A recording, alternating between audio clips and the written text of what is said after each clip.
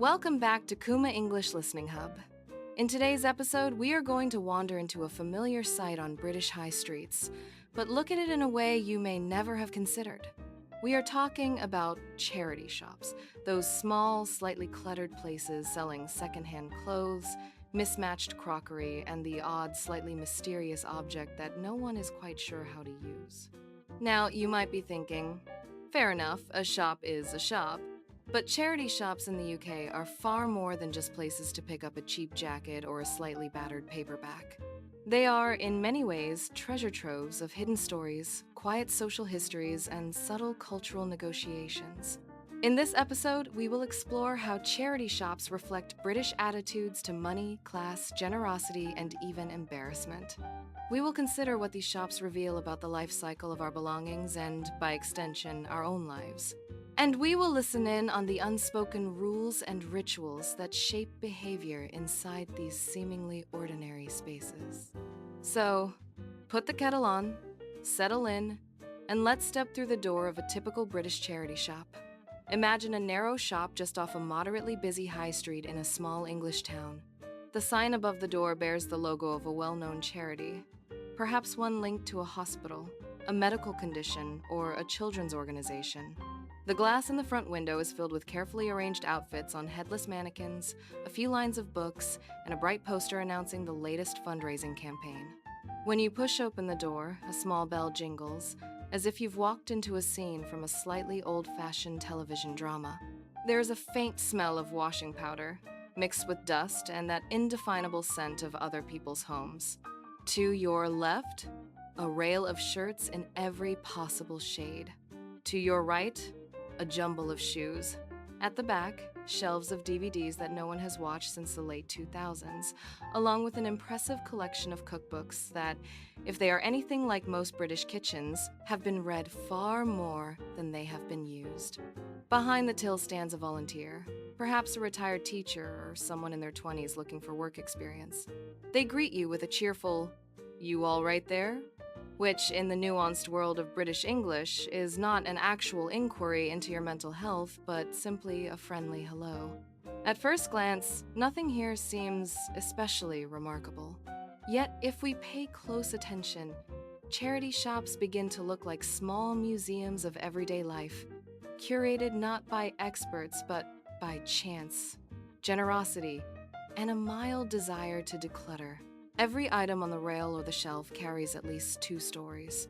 The story of the person who owned it, and the story of the person who will buy it. In the middle stands the charity shop, acting as a kind of informal bridge between different lives. Let's start with the donors. Donating belongings in the UK is often described as having a clear out. It's what people do when the wardrobe is overflowing, when they move house, or after a life event like a divorce or a bereavement.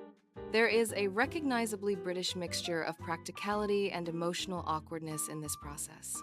Clothes and objects, which once meant a great deal, are quietly placed into bags and taken to the shop, often with a slightly apologetic comment, "I'm afraid it's all a bit old, but someone might find a use for it."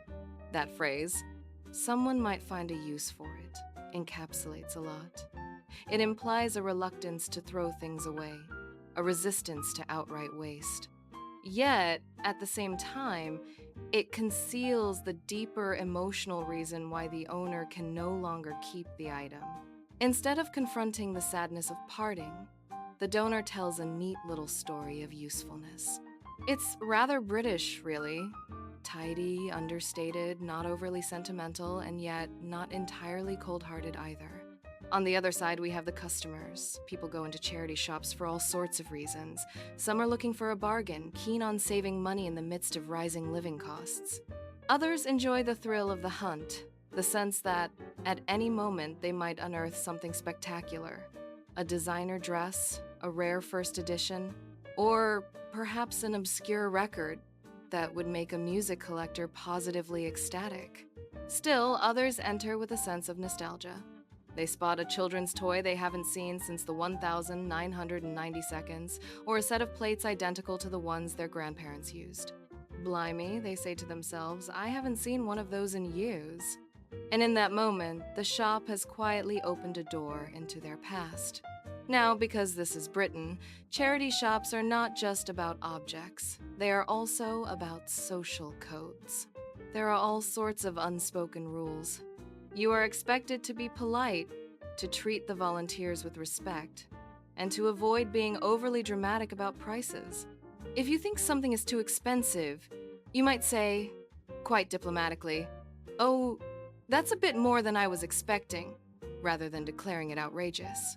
Haggling is not the done thing in most charity shops.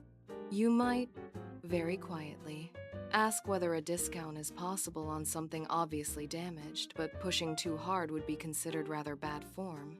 After all, the money goes to a cause, not into someone's back pocket. So, even a shopper on a budget will often say, "Go on then, it's for charity," as if justifying a purchase to themselves. For many volunteers, the shop is about much more than raising funds. It offers a sense of purpose, a social circle, and a routine. A retired person who might otherwise feel somewhat isolated suddenly has colleagues, regular customers, and tiny dramas to observe. A lost child reunited with their parent, someone agonizing over whether they really need yet another coat, or a regular who pops in simply for a chat and a browse. At the till, the volunteer might say, "There you are, love, that's £3.50, in a warm, almost familial tone. It is a far cry from the brisk, impersonal interactions of large chain stores. What you are witnessing is a small-scale community space, disguised as a slightly overstuffed shop.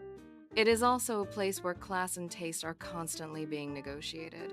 Britain is notoriously a country very alert to class signals. Clothes, accents, even the brand of tea you drink can be read, often unfairly, as markers of your social background. In charity shops, these signals become delightfully scrambled. A teacher on a modest salary might buy an exquisitely tailored blazer originally owned by a wealthy professional. A student might pick up a silk scarf that once belonged to a woman who lunched at expensive hotels. Items cross class boundaries with quiet ease.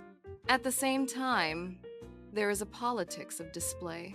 Volunteers decide how to organize the shop, which items will be placed in the window, which will be relegated to the back, and which are simply not acceptable to sell. Stained t-shirts and broken toys are quietly discarded. A pristine handbag from a well-known designer, on the other hand, is polished up, given pride of place, and perhaps even priced with a touch of awe. In this way, charity shops are constantly making small value judgments, not just financial, but cultural. What counts as stylish? What is considered timeless? Which brands carry social cachet, and which are dismissed as cheap and cheerful? These decisions may be based on taste, on personal experience, or on a vague sense of what people around here might want. If we step back, we can see charity shops as a form of grassroots recycling system long before the current obsession with sustainability and conscious consumption took hold.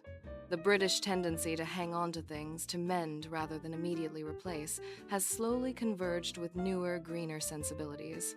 Younger customers in particular have embraced charity shops as a way to avoid the environmental impact of fast fashion. Buying secondhand has gone from something faintly embarrassing to something actively cool.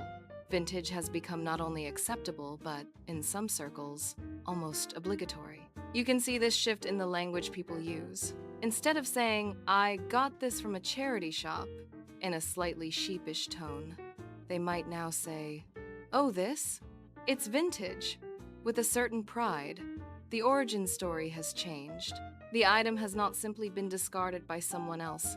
It has been rediscovered, curated, and given a new life. Of course, it would be naive to suggest that charity shops are some sort of utopia. They are also shaped by inequality and by harsh economic realities. Donations tend to reflect the wealth of the surrounding area. A charity shop in a well-heeled London neighborhood will often have rails of high-quality clothing, while one in a more deprived town might struggle to find items that can be sold at all. For some customers, charity shops are not a quirky hobby or a lifestyle choice. They are a necessity. When money is tight, when the cost of living feels relentless, These shops offer a way to clothe a family, furnish a home, and buy gifts without going completely skint. In such cases, the cheerful rhetoric of treasure hunting can feel a little hollow. Yet, even then, the shop can provide a measure of dignity. Instead of lining up for handouts, people can browse, choose, and pay what they can afford. The secondhand nature of the goods is visible, certainly, but the transaction still resembles ordinary retail life. That normality matters. If you look closely, you will also see that charity shops negotiate embarrassment in surprisingly subtle ways. Many people feel self-conscious about buying secondhand underwear, for instance, so most shops simply do not sell it. Certain items linked to very personal aspects of life are treated discreetly. Volunteers learn, often through trial and error, what their local community considers acceptable. Despite these polite silences, death is, in fact, a quiet presence in many charity shops. When someone dies, their belongings often end up here. Entire wardrobes, library collections, or sets of kitchen utensils arrive in one go, sometimes in labeled boxes. For the volunteers, unpacking these boxes can be an intimate experience. They may never have met the person, yet they touch the clothes that person chose, the books they read, the mugs they drank tea from. Without being morbid, we can say that charity shops perform an unspoken social service. They help the living make space, and they help the belongings of the dead find new lives. An elegant coat that once attended funerals may, with a little luck, go to a young person starting their first office job. A set of heavy hardback novels may decorate the shelves of a student who wants to look impressively well read. The stories of previous owners will likely never be known in detail, but they linger faintly in the objects. If you are learning English and ever have the opportunity to visit the UK, I would strongly encourage you to step into a charity shop, not simply for a bargain, but as a kind of informal language laboratory. Listen to how people speak. Notice the greetings. Hiya. You all right? Can I help at all? Observe the indirect ways customers express hesitation. I'm not sure about the color.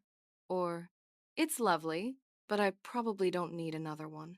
These phrases are gold dust if you want your English to sound plausibly British. Watch how humor appears as a way of easing tension.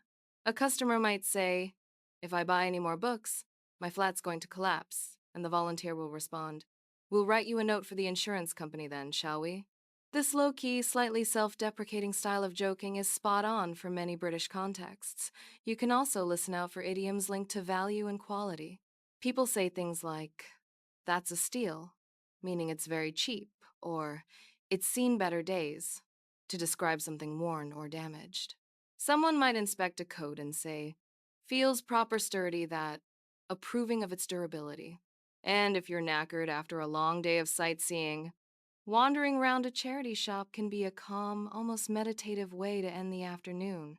You can drift between the aisles, let your brain process all the new language you've encountered, and perhaps pick up a book or a scarf as a souvenir that carries more character than a standard tourist t-shirt. Charity shops do not look glamorous at first glance. They are often slightly cramped, slightly chaotic, and lit with fluorescent bulbs that flatter no one. Yet, like so many aspects of British life, their charm reveals itself slowly, if you are patient enough to look beyond the surface. They show us a culture that is, at once, thrifty and generous, embarrassed by overt displays of emotion yet deeply attached to objects that carry memories. They remind us that value is not fixed but constantly renegotiated as our lives change. What we no longer need may be exactly what someone else is searching for. In the end, perhaps the most striking thing about charity shops is that they turn the act of getting rid of things into an opportunity for connection. One person's clear out becomes another person's fresh start. The humble secondhand jumper on the rail is not just fabric, it is a tiny intersection of two lives that will probably never meet. Next time you walk past a charity shop, whether in Britain or in your own country, you might pause and think, there are more stories in there than meet the eye. And if you do step inside, listen carefully. Amid the clink of coat hangers and the murmur of quiet conversations, you may just hear the language of a culture negotiating who it is and what it values, one donated object at a time. That's it for today's episode of Kuma English Listening Hub. If your brain is feeling a bit full, that's perfectly normal at this level. You can listen again, slow the audio down, or focus on one small section you found particularly interesting. Cheers for listening, and see you next time.